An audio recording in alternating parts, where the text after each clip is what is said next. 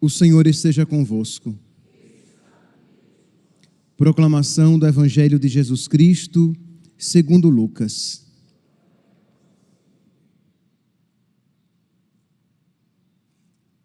Naquele tempo, Jesus desceu a Cafarnaum, cidade da Galileia, e aí ensinava-os aos sábados. As pessoas ficavam admiradas com seu ensinamento, porque Jesus falava com autoridade. Na sinagoga, havia um homem possuído pelo espírito de um demônio impuro, que gritou em alta voz: "O que queres de nós, Jesus Nazareno? Vieste aqui para nos destruir?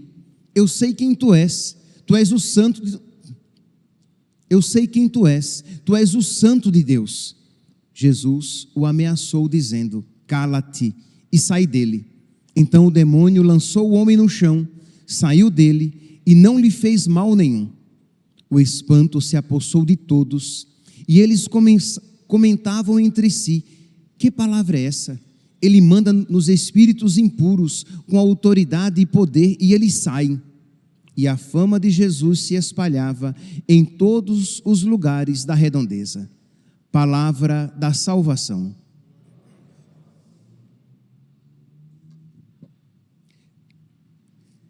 Caríssimos irmãos e irmãs, temos a alegria de celebrar hoje a memória de São Gregório, Papa e doutor da Igreja.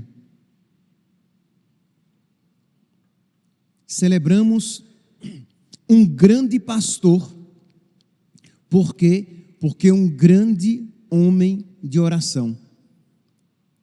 A fecundidade do seu pastoreio vinha da sua unidade, da sua comunhão, da sua intimidade com Deus. E é claro que, celebrando então um pastor tão fecundo, e até que na oração coleta da missa de hoje, que nós pedimos a Deus sabedoria, peçamos a Deus que conceda àqueles a quem Deus constituiu pastores aqui na terra, a sabedoria que vem da intimidade com Deus, para que nós, pastores, sejamos fecundos no nosso ministério. Pois bem, quem foi São Gregório Magnus? Ele era filho de uma família muito influente na cidade de Roma, um homem muito rico, de uma família muito rica, e com 32 anos ele já era o administrador da cidade de Roma. Muito jovem, já tinha uma grande influência, já era respeitado por muitos, tanto pela sua capacidade, como também pela sua piedade, porque todos viam que era um homem respeitável, um homem de Deus. Pois bem, diz que o seu pai morre e ele herda uma das maiores fortunas da época. Isto é, era um milionário, um bilionário, um homem muito rico. E o que é então que ele faz quando recebe aquela grande fortuna? Ele não quer, né? Ele que já vinha nutrindo no seu coração um desejo de se dedicar cada vez mais a Deus, à vida de oração, a uma vida escondida, ele não pensa duas vezes. Ele vende todos os seus bens, dá uma parte aos pobres, com outra parte, ele constrói 7 mosteiros na Itália para favorecer todo o processo de evangelização e faz da sua casa no centro de Roma, que era uma mansão, faz da sua casa um mosteiro onde ele vai se dedicar à vida escondida de estudo e oração. E ele diz que ali era o seu céu. Mas por que, meus santos? Vamos lá, aqui é o ponto. Por que ali era o seu céu? Porque ali ele se dedicava ao estudo e à oração? Não primeiramente. Ali era o seu céu, porque ele acreditava estar na vontade de Deus. quando nós estamos na obediência a Deus, onde quer que estejamos, ali é o nosso céu. Talvez o seu céu seja o quê? A sua família difícil, mas você está ali, na obediência a Deus, porque aquela é a vontade de Deus, e ali é o seu céu. Pode ser que você esteja numa vida humanamente agitada, isto é, com vários negócios, mas você percebe que aquela é a vontade de Deus para a sua vida, ali é o seu céu, porque onde Deus está, o céu está presente, Ele é o nosso céu. Então, como ele acreditava que aquela era a vontade de Deus, naquela vida escondida, dedicada ao estudo e à oração, na sua casa convertida em mosteiro, como ele cria que aquela era a vontade de Deus, ele vivia o seu céu. Mas não demorou muito, e o Papa requisitou a presença dele, né, que ele fosse como núncio, um núncio apostólico para Constantinopla, para uma missão.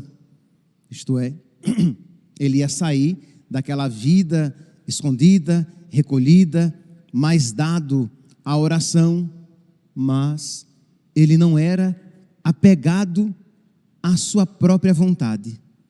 Se aquela era a vontade de Deus manifestada por meio do Papa, ele se desapegou, mas ele sabia que ele ia cumprir aquela missão e depois ele voltaria para o seu mosteiro, pelo menos era essa a sua ideia. E ele vai para Constantinopla, lá realiza a sua missão. Quando chega o tempo de retornar, o Papa o requisita que ele venha para Roma, porque Roma estava sendo destruída por várias enchentes devido às chuvas, a peste que estava também matando muitas pessoas. Então o Papa pede que ele venha ajudá-lo na administração da cidade. E ele novamente então, que queria voltar para Roma, sim, mas para o seu mosteiro, ele se desapega da sua vontade, ele obedece. Meus santos, percebe aqui, é claro, pelo amor de Deus, já vimos grande virtude.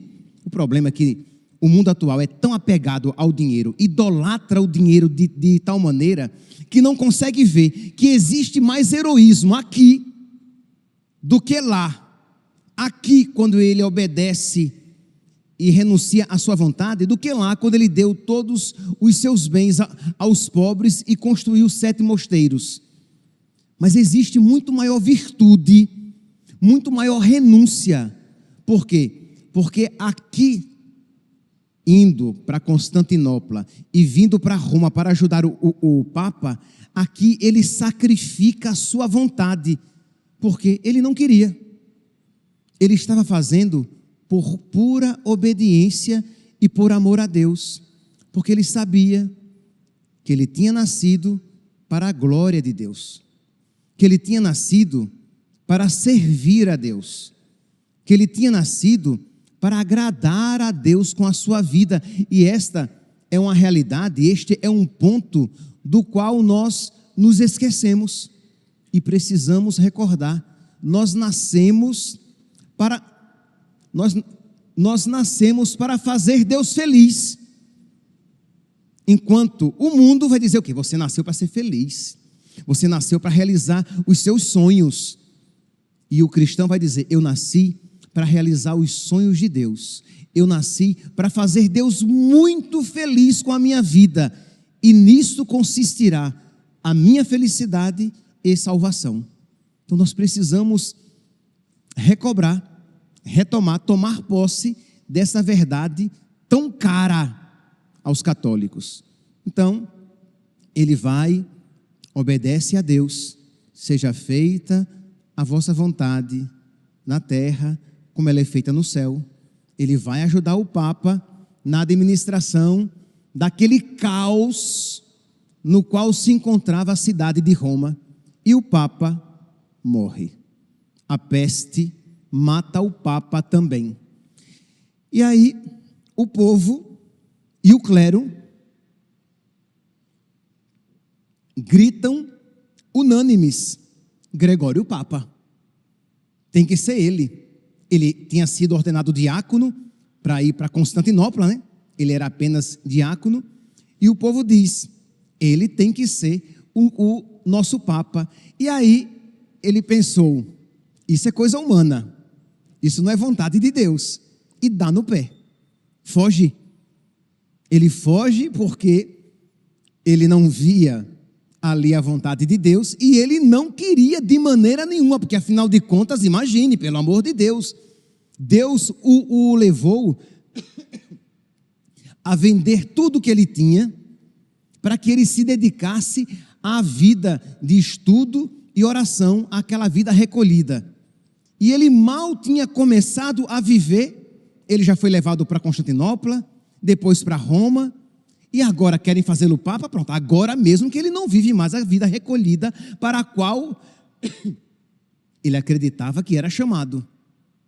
E aqui nós poderíamos nos perguntar, né, meus santos, por que é que Deus às vezes suscita no nosso coração santas vontades e depois pede que nós as renunciemos para a nossa santificação, para que nós aprendamos a sacrificar algo que nos é caro, para que nós tenhamos um Isaque para sacrificar.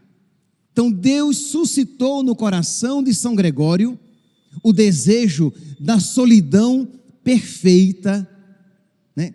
Da vida de oração profundíssima. Não é que ele ia abandonar a vida de oração, mas é claro, ele como Papa não teria o tempo que ele teria como monge. Então Deus suscitou no coração dele esse desejo para que ele pudesse dizer: Senhor, eu te ofereço aquilo que me é mais caro. Eu te sacrifico aquilo que neste mundo eu mais amo. E o interessante aqui, que não é que São Gregório mais amasse algo material. Ele amava algo muito espiritual, a vida de oração, a vida escondida, a vida recolhida, uma vida totalmente entregue a Deus. E Deus queria que Gregório, a Deus, totalmente se entregasse no sacrifício da sua vontade e servindo os irmãos, movido pela caridade. Então ele foge, porque no primeiro instante ele não acredita ou não quer acreditar que aquela seja a vontade de Deus. Eu não acredito que Deus esteja fazendo isso comigo. O povo vai atrás, o clero vai atrás, e quase que o faz retornar à força. E ele vê ali, naquela circunstância, a vontade de Deus e se deixa ordenar, se torna Papa. E aí, meus irmãos, ele começa a se dedicar por amor a nosso Senhor. Agora, ele vai fazer com muito amor aquilo que antes ele não queria fazer. Aqui, meus irmãos, vamos lá. Vamos aqui seguindo, subindo o degrau da perfeição. Você é chamado a fazer algo bom, né? Você é chamado a fazer algo que você não quer. Você é chamado a sacrificar o que você não quer sacrificar. Você é chamado a renunciar o que você não quer renunciar. Aí você não renuncia. Nisso não há perfeição nenhuma. Você está contra a vontade de Deus. E só os loucos querem o que Deus não quer. E só os loucos têm a pretensão de encontrar felicidade fora da vontade de Deus. Então nisso não existe virtude nenhuma, mérito nenhum. Você não renuncia, você não sacrifica, você não abraça a vontade de Deus. Mas existe aquela segunda atitude. Você percebe que aquela é a vontade de Deus pelas circunstâncias da sua vida, né? Sei lá, vamos lá, você tem 30 anos e você está tentando engravidar, você é casada, você quer ter muitos filhos, e o tempo vai passando, e você já tem 50 anos, e você percebe que, se Deus não fizer um milagre como fez com Sara, coisa que não é comum, e seria pecado até exigir de Deus um milagre, você não vai ter filhos. E você ali, então, precisa abraçar a vontade de Deus com amor e dizer: Senhor, eu amo a tua vontade porque é tua vontade. Você pode aceitar com raiva ou você pode aceitar amorosamente. Então, no primeiro exemplo que eu dei, a pessoa não sacrifica. Deus pediu algo de você e você não fez. Deus pediu que você renunciasse e você não renunciou. Nisso não tem virtude nenhuma. No segundo exemplo, Deus pediu que você renunciasse e você renunciou, porque Deus pediu, mas renunciou com raiva. Renunciou, mas ficou se lamentando. Existe algum mérito ali? Existe, pequeno, porque você obedeceu, mas foi a obediência de um escravo, foi a renúncia, não de um amigo de Deus que sabe que aquilo que Deus me pede é o melhor para mim, mesmo que eu não o veja como tal. Então nós precisamos dizer: Senhor, eu não vejo aqui nada de bom, mas se essa é a tua vontade, eu a amo, Senhor. Eu quero que a tua vontade seja feita na minha vida. Aí sim tem mérito. Isto é, a pessoa não apenas fez a vontade de Deus a contragosto, mas fez a vontade de Deus amorosamente. E foi assim que São Gregório Magno fez. Daí vem o termo magno. Ele é grande, porque foi grande no seu pastoreio por amor a Deus. Foi grande na sua dedicação a Deus. Foi grande no sacrifício da sua vontade, porque grande era o seu amor a nosso Senhor. E tudo isso, meus santos, era porque grande era o seu amor à oração, porque mesmo em meio a esses contratempos, ele se dedicava à oração. Lembremos-nos de Santa Rosa de Lima, hein? Nós meditávamos aqui no dia de Santa Rosa, que ela, de manhã, ela trabalhava como empregada doméstica, que ela tinha ficado pobre, né? Seus pais tinham empobrecido. Ela era doméstica de manhã, ela trabalhava na lavoura à tarde, ela costurava, fazia bordados e cuidava dos seus irmãos, e mesmo assim se dedicava generosamente à oração. Então nós muitas vezes, na primeira dificuldade, nós justificamos a nossa preguiça, a nossa falta de fibra, a nossa falta de determinada determinação. Santa Rosa de Lima não fez isso. São Gregório Magno, isso também não fez. Mesmo em meio às dificuldades, mesmo em meio às suas muitas e grandes ocupações, ele se dedicou generosamente à oração e fez a vontade de Deus com amor. Então aqui, meus irmãos, nós podemos ver tantos exemplos, né, a seguir: oração, desapego de si mesmo, quando ele se desapegou dos seus bens, desapego de si mesmo quando ele se desapegou da sua vontade para fazer a vontade de Deus. Obediência, mas uma obediência amorosa. Nós precisamos fazer a vontade de Deus amorosamente. E lembremos-nos, o amor, ele não é primeiramente um sentimento. O amor é uma decisão. Você decidiu fazer com amor a vontade de Deus. Eis que venho fazer com prazer a vossa vontade, Senhor. Mas, Padre, mas o meu coração se contorce. Mas aqui são os seus sentimentos, que ainda não estão evangelizados, santificados suficientemente. Mas você, na sua vontade, né, sempre sustentada pela graça, né? Sua vontade sustentada pela graça, você diz: Senhor, eu quero fazer com amor sempre a tua vontade. Eu quero descobrir a tua vontade e quero fazê-la e quero cumpri-la nos mínimos detalhes. E aí, isso pode viver na sua vida matrimonial com os seus filhos. Isso pode viver na sua vida matrimonial sem os seus filhos, se por acaso eles não vierem. Aí você pode viver na sua vida consagrada a Deus no mundo, sem ser casado. Aí você pode viver como religioso ou como sacerdote, mas sempre fazendo a vontade de Deus. Pense aqui, meus irmãos, que quando São Gregório, ele fugia, ele não queria ser ordenado, porque ele sabia, que isso iria complicar a sua vida de dedicação a Deus.